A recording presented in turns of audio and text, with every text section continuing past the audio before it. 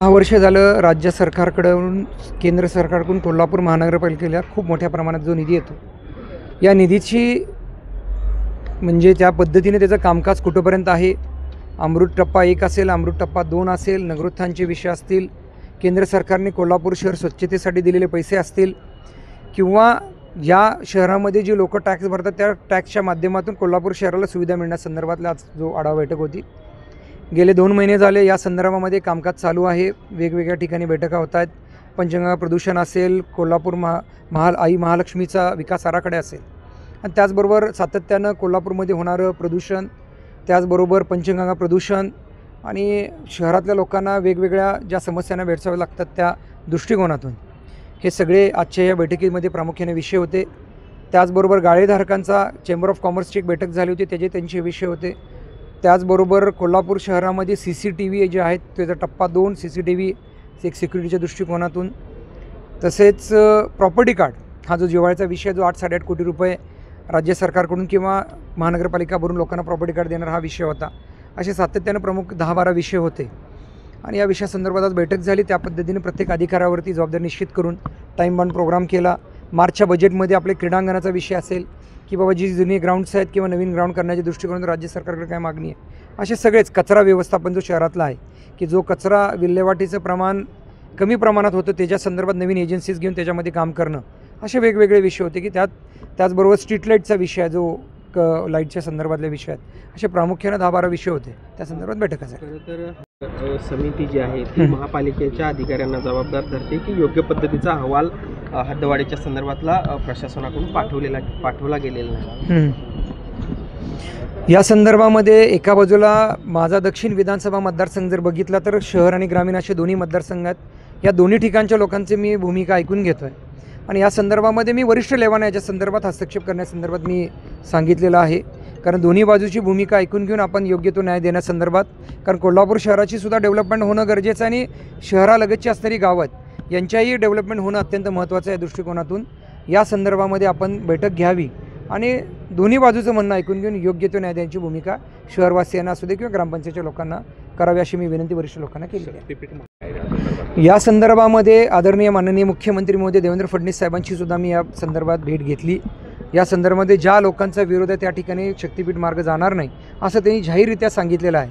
पण ज्या ठिकाणी रस्ते आहेत ते रस्ते अपग्रेड करणं आणि हे रस्ते अपग्रेड करून घेऊन त्यात शक्तिपीठाला जोडणं ही भूमिका त्यांची आहे.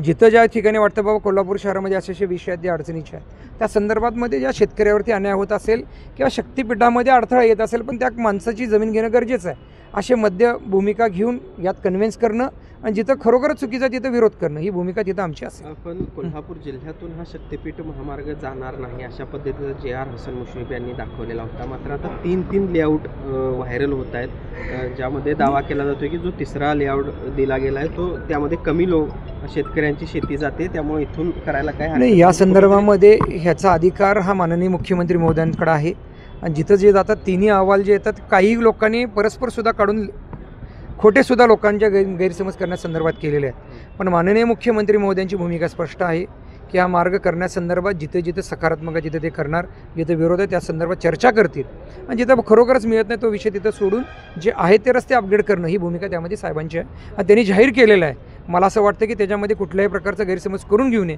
आणि ज्याला वाटतं त्या ठिकाणी ज्या लोकप्रतिनिधी घेऊन माननीय मुख्यमंत्री महोदयांना भेटू की त्यांनी जे समन्वय अधिकारी ठेवले असेल त्यांच्याशी चर्चा करून मार्ग काढण्याची भूमिका आमच्या सगळ्यांची असेल. केशवराव भोसले नाट्यगृहाला आग लागली त्यानंतर तात्काळ हे नाट्यगृह उभारण्यासाठी सरकारनं 25 कोटीचा निधी दिला, मात्र गेल्या 10 दिवसापासून याचं काम पूर्णपणे खोळंबलेलं नाही. या संदर्भामध्ये मी माहिती घेतली आहे पण ती माहिती माझ्याकडे पूर्ण आलेली नाही आहे. पण मला नक्कीच माहिती आहे की या संदर्भामध्ये राज्य सरकारची भूमिका स्पष्ट आहे.